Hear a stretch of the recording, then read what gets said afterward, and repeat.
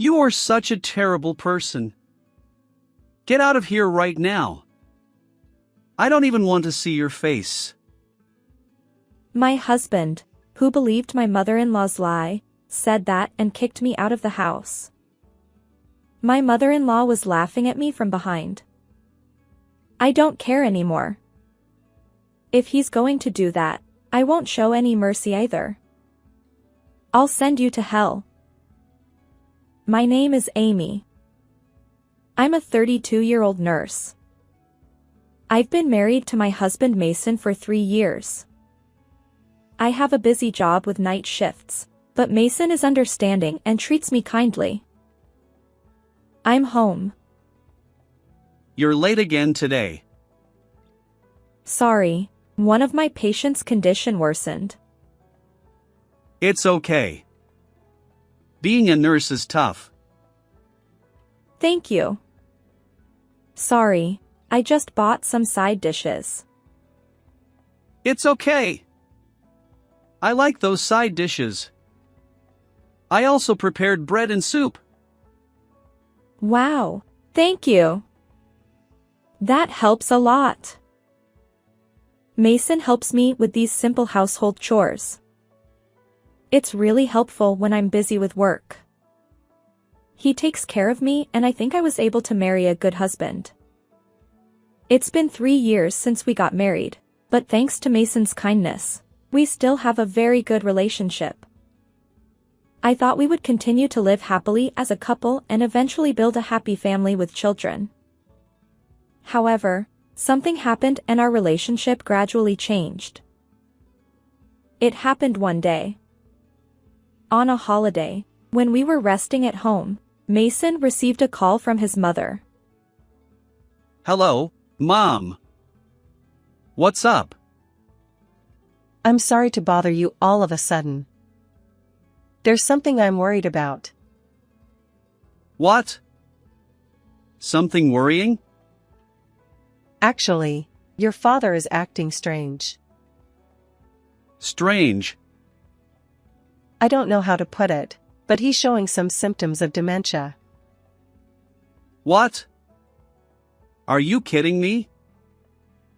He still remembers my name and such, so I think it's mild, but I'm worried about what will happen in the future. Oh, I know. If there's anything I can do, just tell me. Thank you, Mason. After hanging up the phone, Mason told me that his father was suspected of having dementia. I'm worried about my dad. He's been healthy until now, so I'm worried. I want to do something for him. Yeah. If there's anything I can do to help, I'll do it. Thank you, Amy. I looked for a good hospital to visit for dementia and asked other nurses at work. I was prepared for anything that might happen. But things took an unexpected turn. It was Mason's words that triggered it. One day, Mason told me that he had something to talk to me about. What is it? I sat across from Mason at the dining table, drinking coffee after dinner. I stopped stirring my coffee with a spoon when Mason said something unbelievable. I'm thinking of living with my mother and father. What? Living together? Don't you remember I told you that my father was suspected of having dementia? His symptoms have gotten worse, and my mother is having a hard time. So I thought we should move back. It would help prevent his condition from worsening, and we could take care of him if anything happened. Of course, you'll help my father too, right? Well. You said you'd help before, didn't you? I said I would help by finding a hospital or something, but I never agreed to live with them. Amy, do you not want to live with them? Don't you care about my parents? No, it's not that. Then it's okay, right? Mason decided to force us to live together. I felt a little uneasy about the way he decided it without asking me. I was shocked that Mason, who is usually so kind, would force us to live together like this.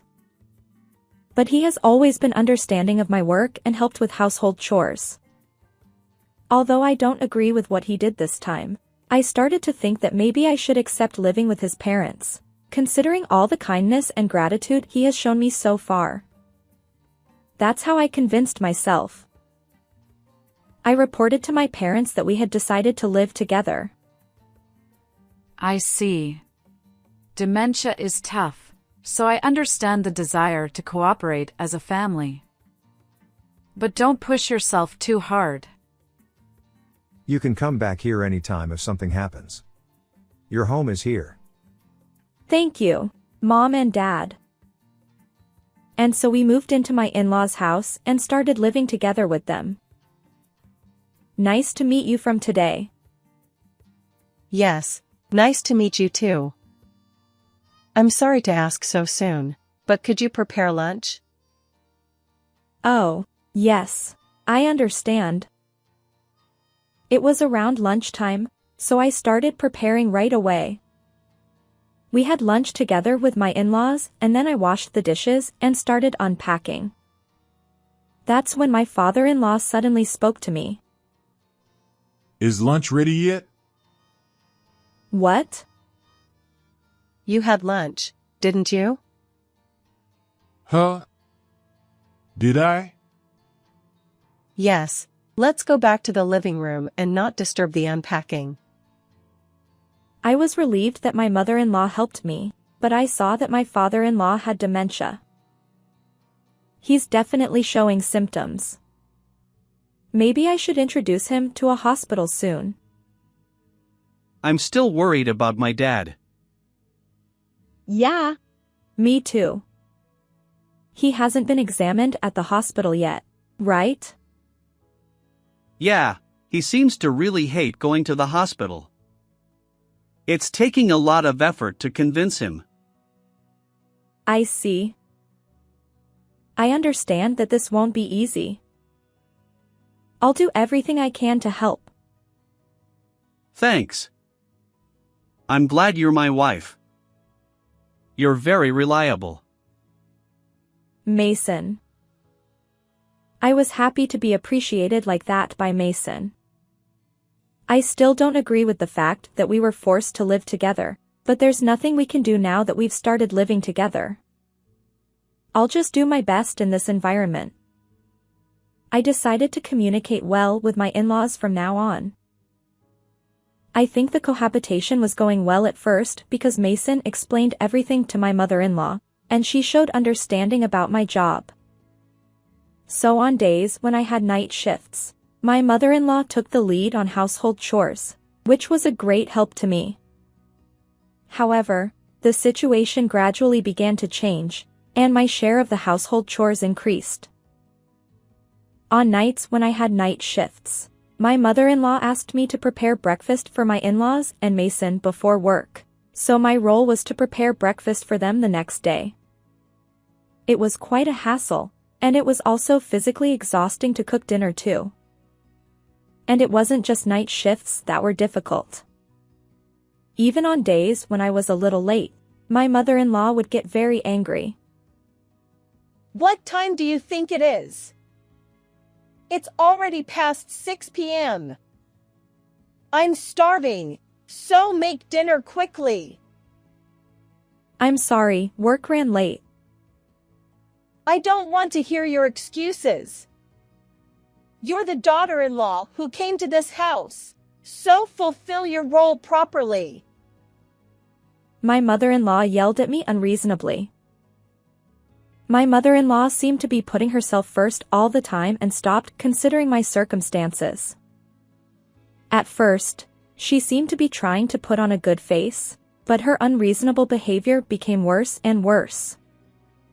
When I bought side dishes because I was busy with work, she would say, "You're not going to feed us this kind of food," and throw it in the trash. I can see why Mason has been treated so badly until now. But from now on, I won't let you do whatever you want.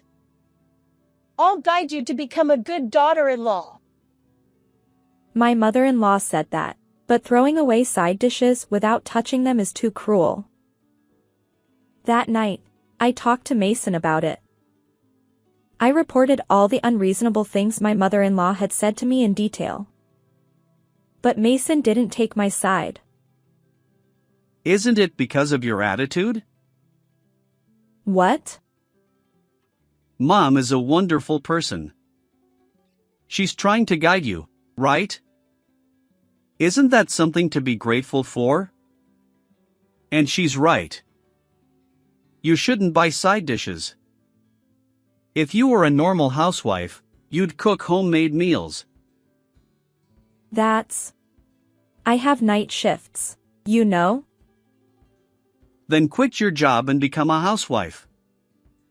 You can do both household chores and caregiving if you quit your job. What? Are you serious? I have to say that because you're not doing your household chores properly.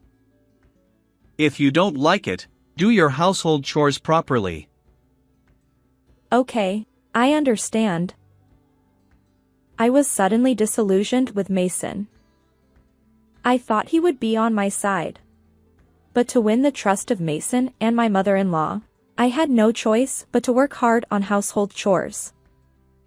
I'm competitive, so I tried to do my best.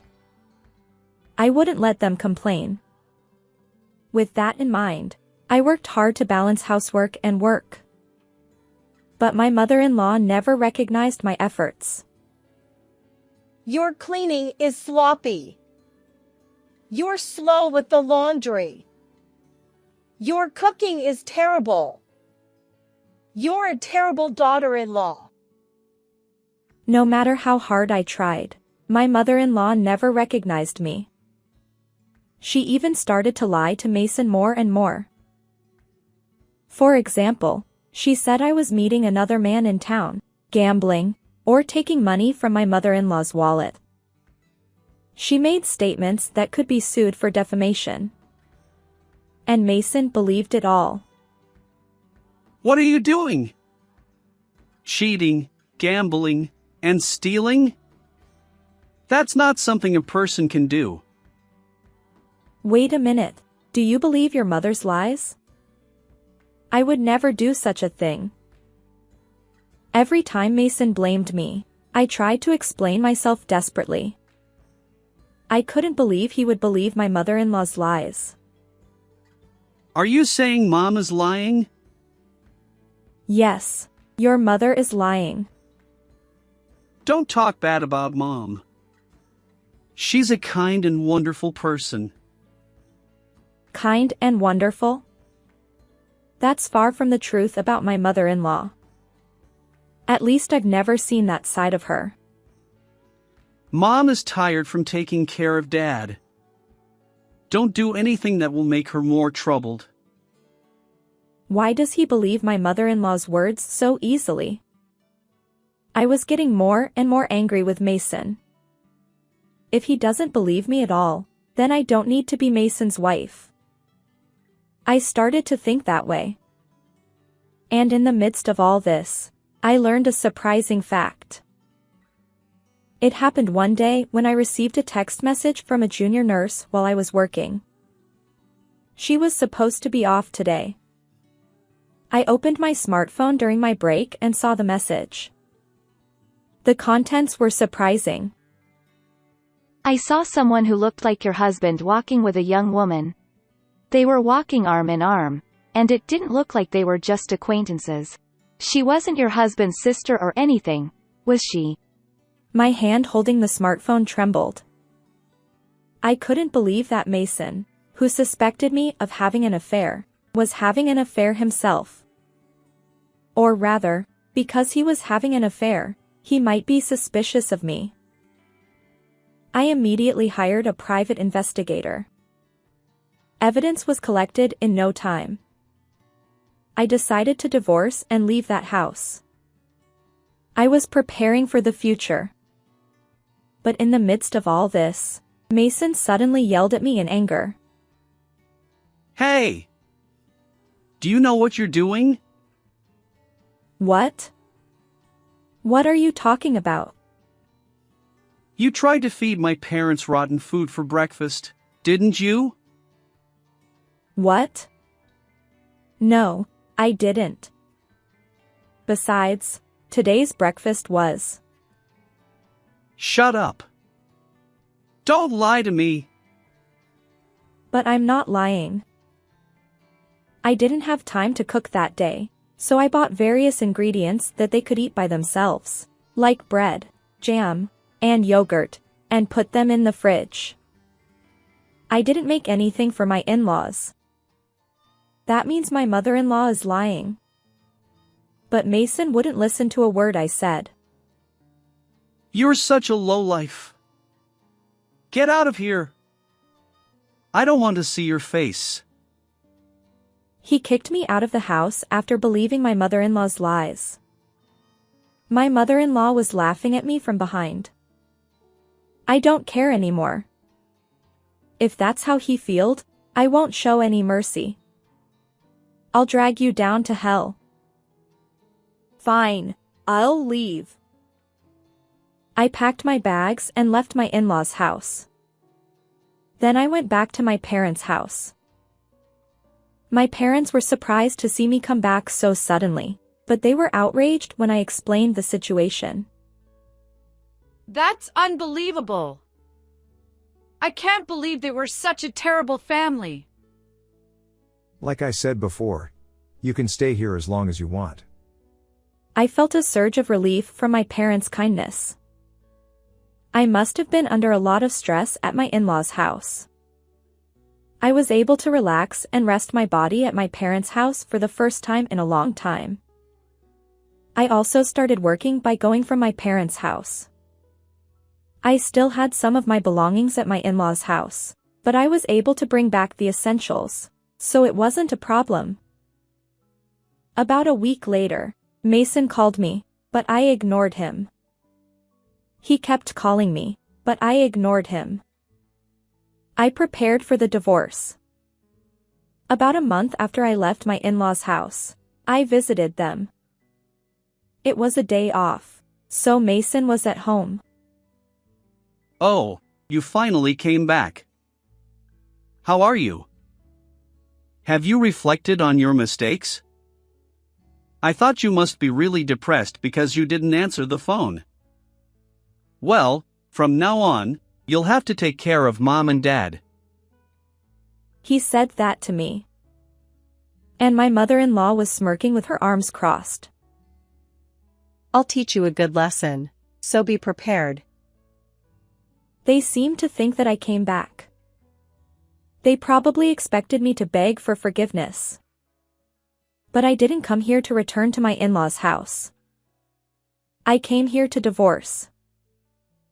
I handed the divorce papers to Mason in front of me. Huh? What's that? What? Mason froze when he realized it was a divorce paper. What do you mean, you want to divorce me? Yes, then please sign here. Hey, wait a minute. It's crazy to suddenly divorce me. Mason looked panicked. And so did my mother-in-law. That's right.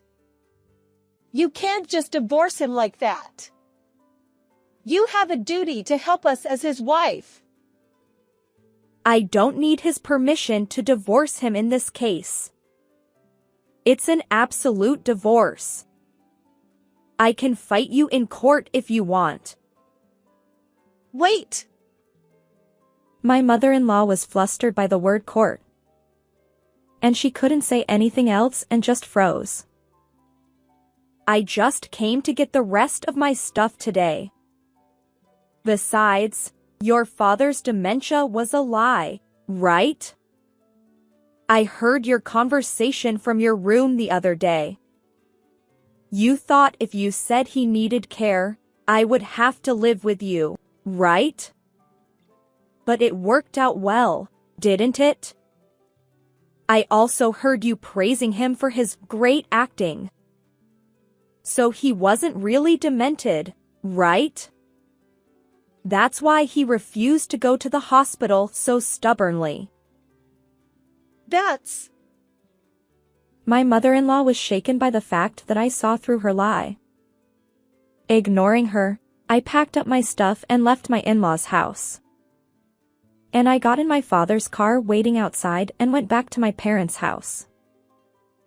After that, I divorced Mason through a lawyer and demanded alimony from Mason and his mistress. I got them to pay $30,000 each. Mason's affair became known at his company and it became a big problem. Apparently, his mistress was his boss's wife. It became a messy situation and Mason was demoted and transferred to a local branch. It's all his own fault, and he deserves it. And my former mother-in-law was punished by fate. She got a slipped disc and had to be hospitalized for a while. As a result, there was no one who could do the housework. And my former father-in-law had to take care of himself. But he couldn't cook or clean at all. He couldn't cook for himself, so he ate what he bought every day. And because of that, he got sick and had to go to the hospital. They all got what they deserved. On the other hand, I became single and moved back to my parents' house and got a better environment to work hard. So I'm working harder than ever. Thanks to that, I got promoted. I don't need love for a while, so I'll just focus on my work and earn a lot of money. And save up more and more. How did you like this story? Please also subscribe to my channel. See you in the next video.